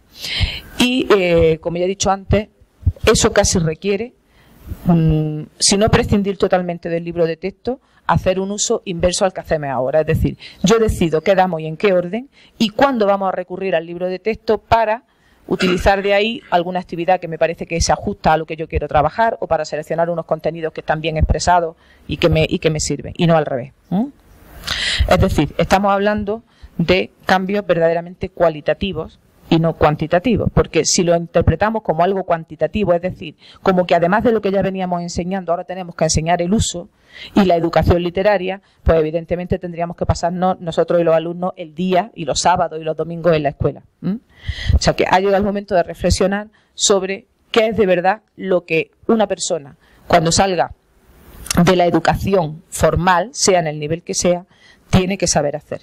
Y ahí podríamos enganchar, pero será tema para otra ocasión, con el discurso de las competencias. El doble plano de las competencias como discurso eficientista al servicio de la mentalidad de empresa, lo que las empresas están requiriendo del sistema educativo, o las competencias como superación de una enseñanza basada meramente en lo transmisivo y en los contenidos. Pero bueno, como hay mucho por hablar, pues espero que haya ocasiones de hablarlo. Pues aquí termino y si os parece abrimos un turno de intervenciones y de debate. ¿Vale? Pues, a ver.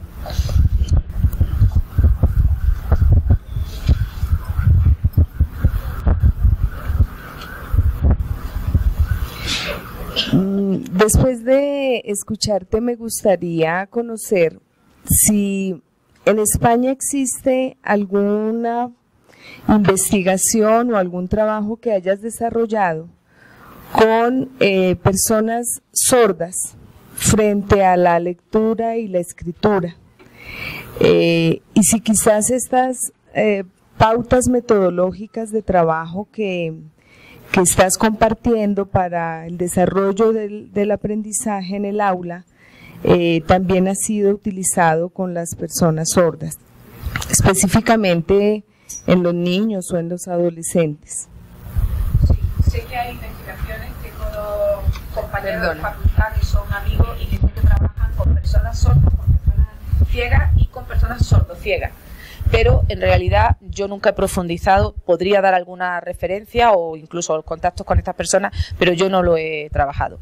Pensando con sentido común, creo que estas pautas o estas concepciones sobre qué supone comunicarse y aprender lengua cuadran mucho mejor con las características particulares de las personas sordas que una enseñanza de la lengua basada en la transmisión de contenidos gramaticales. Pero hablo desde la ignorancia, o sea, no he investigado nada sobre el tema y no me atrevo yo a hablar de lo que no domino, pero sí que se están haciendo. Tengo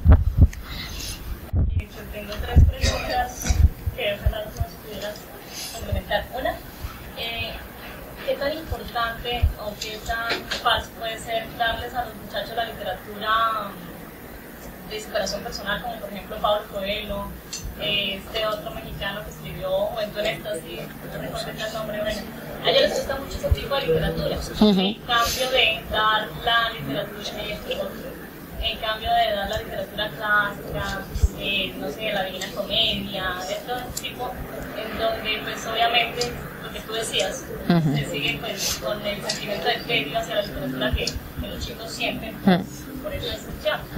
Y la otra pregunta es, no me quedó claro lo de las comunidades de aprendizaje.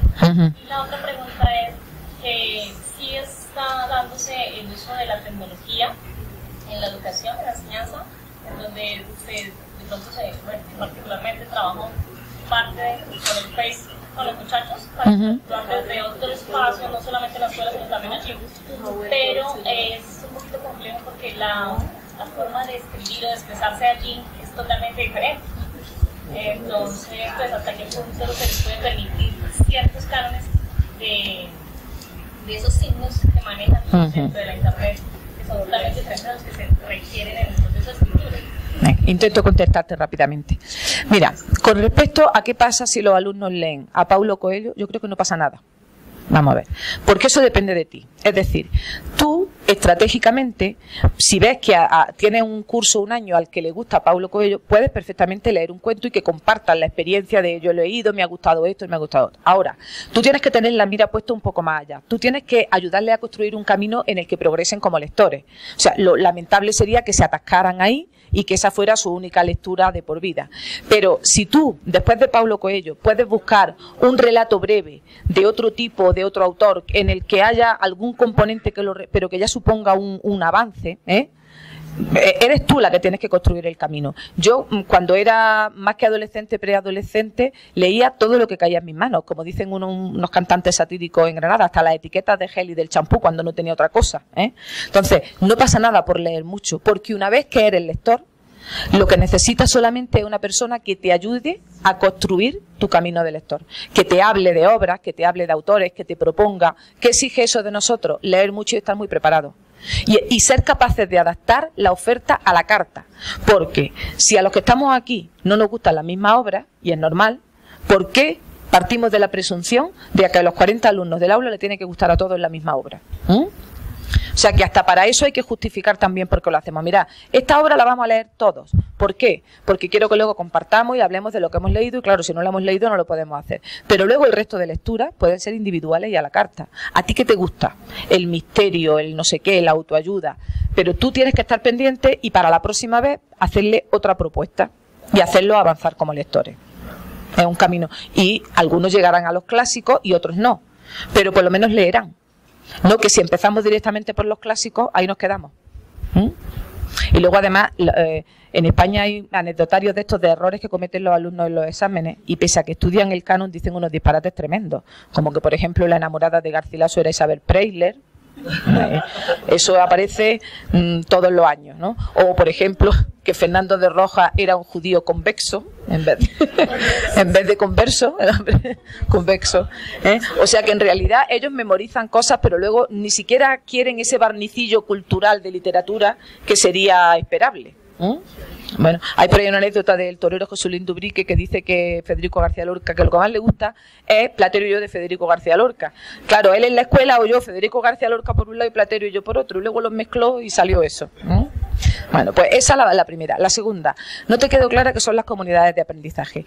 El principio de las comunidades de aprendizaje es llevar a la familia a la escuela para aprender todos de todo y todos con todo.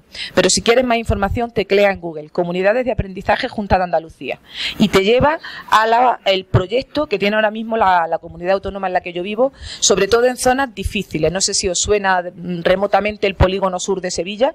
Es una zona muy compleja, con mucha delincuencia, con muchos artistas flamencos, y se están poniendo en marcha con mucho analfabetismo, donde por ejemplo las convocatorias de reuniones de padres hay que hacerlas de forma oral, o sea, repitiéndole a los niños, decirle a vuestras madres que mañana cuando acabe la novela tienen que venir a la escuela, porque es inútil que den un papel, no saben leer la mayoría, ¿no?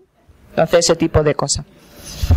Sí, es una lástima que no hayas podido hablar mucho sobre las competencias, pero yo estoy siguiendo un autor de español también que es Jean Rouet, de la Universidad de Barcelona, sobre el aprendizaje autónomo, y estoy trabajando sobre la idea de que el talento narrativo y literario se puede formar en la escuela, para sacar un poco de idea esa cosa tan vertical de la competencia. Entonces, estoy homologando el término de talento con la idea, o sea, con mi idea es que el talento se puede formar. Claro. No sé qué piensas. La prueba de eso es la cantidad de cursos que hacemos muchos adultos o que hacen de talleres de escritura literaria.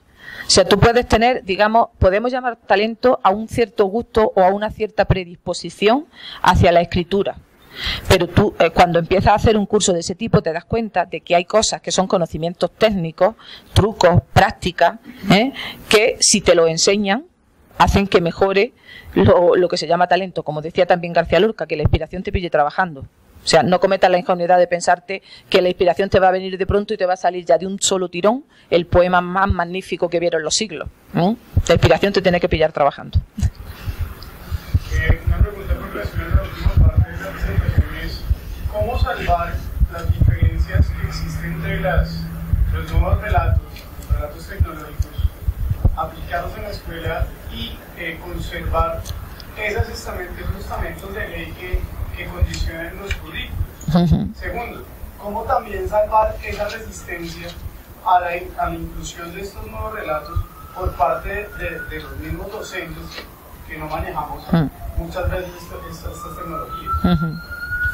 Bueno, y engancho con la tercera pregunta tuya que se me había quedado sin responder. Vamos a ver, en la legislación española no solo no hay nada en contra de introducir la competencia tecnológica, sino que es un dictamen. O sea, de las 7 competencias básicas del sistema escolar español, una de ellas es la competencia digital y tecnológica. Luego nadie puede usar como excusa es que tengo que dar otros contenidos y no puedo trabajar esto. O sea, a ningún profesor se le impide, salvo que tenga limitaciones materiales, de que no tenga ordenadores, de que se vaya la luz, que algunas veces se va o alguna cosa de esa, que trabaje con las herramientas tecnológicas que conozca y que tenga a su disposición.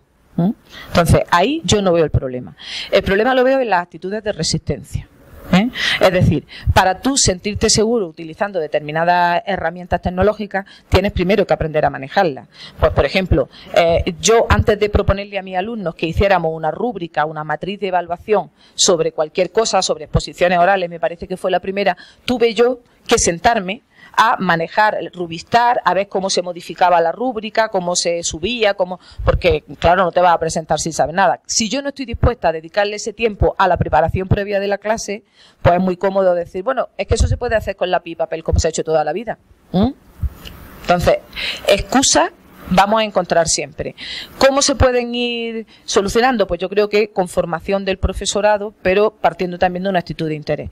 Yo espero que cuando los nativos digitales lleguen a ser profesionales, esa brecha esté solucionada. Los usos lingüísticos de las tecnologías, yo no los veo problemáticos. No se pueden ignorar los usos lingüísticos de la tecnología. Lo que hay que hacer es practicar una especie de enseñanza bilingüe.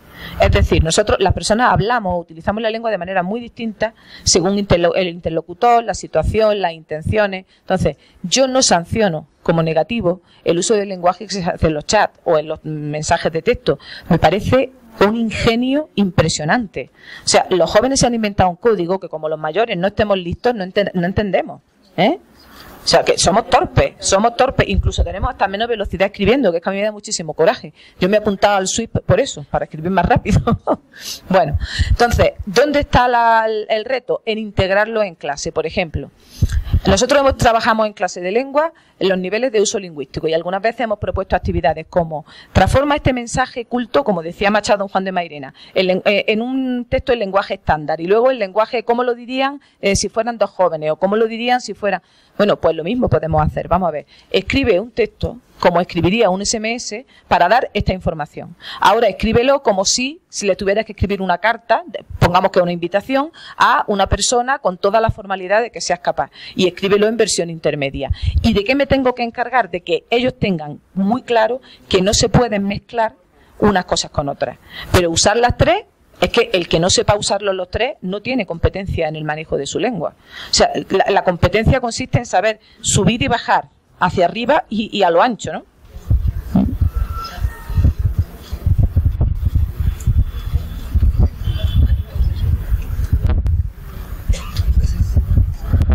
Maestra, le quiero preguntar una pregunta. ¿Cómo harías tú para acercar, digamos, a un estudiante, y le voy a poner el ejemplo? Un estudiante es muy buen lector, ¿no? Lee muy bien el poema Meocid, le ponen Dante Alighieri, toda la tradición clásica. Pero, por ejemplo, estoy hablando de un estudiante que tenía un problema particular. Era un muy buen lector, pero frente a Quevedo, a Francisco Quevedo, que era una especie de teatro español del siglo XVI, no llegaba, no entendía, digamos, no había una relación afectiva, emocional con ese autor, digamos, con el texto. ¿Qué tan cierto es que desde el punto de vista cognitivo y desde el punto de vista literario el estudiante no llegaba? Era porque había, no sé si la dificultad estaba en cómo escribía Quevedo, la dificultad de esa narrativa tan complicada, o era una relación afectiva entre el lector y lo que escribía Quevedo, el estudiante. No sé qué opinas tú frente a esa relación cognitiva emocional frente al texto y un autor como Quevedo. Hombre, yo creo que sí, como tú dices, es un estudiante competente para leer otros tipos de textos textos difíciles, porque el poema del Miocid no es un texto fácil si lo lees en lengua original, me oriento más porque la dificultad fuera de conexión emocional, ¿no? Lo teorizó la estética de la recepción muy bien. Cuando tú no tienes nada que poner en los huecos del texto, difícilmente puedes interaccionar con él, pero yo creo que no hay problema. Luego ya depende de cada uno, sobre todo si es un lector formado, como parece ser el caso que tú mencionas, de decir, bueno, pues voy a insistir, o lo voy a intentar con otro texto, o voy a, en vez de la prosa, voy a intentarlo con el verso, o decir, bueno, pues yo no... Y no, pues yo, por ejemplo, confieso en público, antes me daba vergüenza, pero ya no, que nunca he soportado a Tolkien. Pero ya no me afecta la autoestima. Yo me considero una persona lectora, pero a mí ese mundo de seres deformes, en el que casi siempre es de noche y hay algas colgando de todos sitios, le alabo la imaginación, le alabo el poderío creativo, pero a mí no me gusta meterme en el mundo que creó Tolkien. ¿Y qué pasa? No pasa absolutamente nada. Entonces yo creo que ese desmitificar también y concederse a uno mismo los derechos del lector que establece PENAC, el derecho a no leer, a releer, a leer en cualquier sitio, a volver a intentarlo, a saltarte páginas, forma parte del ser lector. Ojo, que yo siempre le digo a los alumnos, pero son derechos del lector, o sea que primero ser lector y luego ya te aplican los derechos, porque ellos dicen, el derecho a no leer, qué bien. No, el derecho lo tienes cuando seas lector. ¿Vale? Bueno, primero me parece muy importante encontrar trabajo específico sobre didáctica de la lengua y de la literatura, especialmente por el papel que juega la expresión didáctica de la lengua y del lenguaje en el ámbito académico y en el ámbito de la formación de profesores. Hay una especie de desprecio por desconocimiento de lo que es el papel de los estudios didácticos. Entonces, ese es un punto importante que me parece central de la charla, porque cuando se reflexiona sobre la formación de los profesores, el tema es ¿qué sería la formación didáctica? Y si es una formación de menor valor, frente al otro conjunto de conocimientos que se puedan incluir en un currículo de formación de profesores. De hecho, hay arrogancia cuando se dice, no, eso es cuestión de didáctica, eso no es importante, eso es algo de menor valor. Entonces, sí que me parece fundamental encontrar, aquí lo estamos haciendo también, hay avance, pero hay mucha resistencia en el contexto académico. Entonces me parece que ahí tenemos que dar un paso, y es un paso de la comunidad académica, tanto para poder decir, así como en la didáctica de las matemáticas hay un gran trabajo de tradición, y se ha ido diciendo cuál es el objeto de la didáctica de las matemáticas, que en el caso de la didáctica del lenguaje también se pueda hacer, porque digamos que hay, pero no una suficiencia, un empoderamiento del campo de la didáctica. Eso es una anotación que quería hacer. La otra es sobre una pregunta que hubo sobre la enseñanza de la lectura y la escritura en poblaciones sordas. También se está avanzando, específicamente en la universidad. Hay grupos que están trabajando en el tema, en el mundo también hay grupos que están trabajando mucho el tema, pero lo que me parece más importante y más relevante es que cuando recorremos los aspectos del desarrollo de la didáctica de la lengua y la literatura, vamos a encontrar unas razones muy poderosas para hablar de la didáctica de la lectura y la escritura para sordos. Y entonces vamos a encontrar que, por ejemplo, el problema del desarrollo de la lengua de señas necesita verse desde el punto de vista de la didáctica.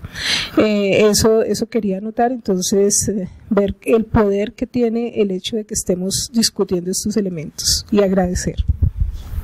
Pues muchas gracias a ti. ¿Alguna pregunta más? ¿No?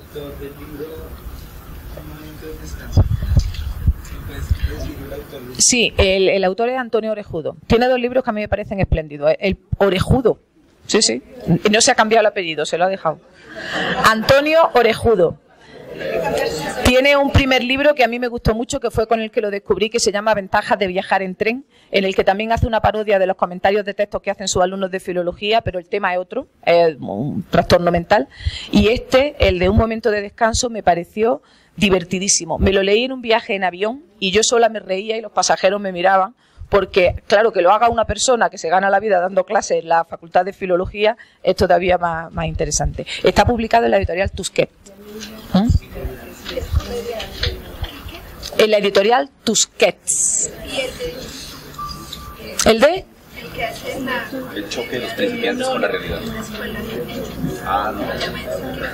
El del choque de los principiantes con la realidad es una investigación del profesor José Manuel Esteve Zarazaga, de la Universidad de Málaga. Y tiene algunos artículos que yo creo que pueden estar online perfectamente. Esteve, con V, Zarazaga. Como Zaragoza, pero Zarazaga. El choque de los principiantes con la realidad. ¿Alguna cosa más? ¿No? Bueno, yo quiero cerrar con dos admoniciones. Quiero animaros a que os comprometáis con mejorar la enseñanza de la lengua y la literatura y, como sois alumnos de doctorado o de maestría, a que lo hagáis a través del camino que hay que hacer, lo que es el de la investigación. El de mirar, analizar y ver qué pasa para poder hacerlo realmente bien. El camino será largo. En España conseguimos que existiera una ciencia que se llama Didáctica de la Lengua y la Literatura en el año 82, o sea que tenemos 3 días de vida, como quien dice, pero se consigue. Y desde luego, como decía Dora, dejando atrás esas miradas soberbias o de suficiencia con respecto a lo que nosotros hacemos, que creo que es socialmente muy valioso y muy necesario. Así que espero contar con vuestro compromiso para eso.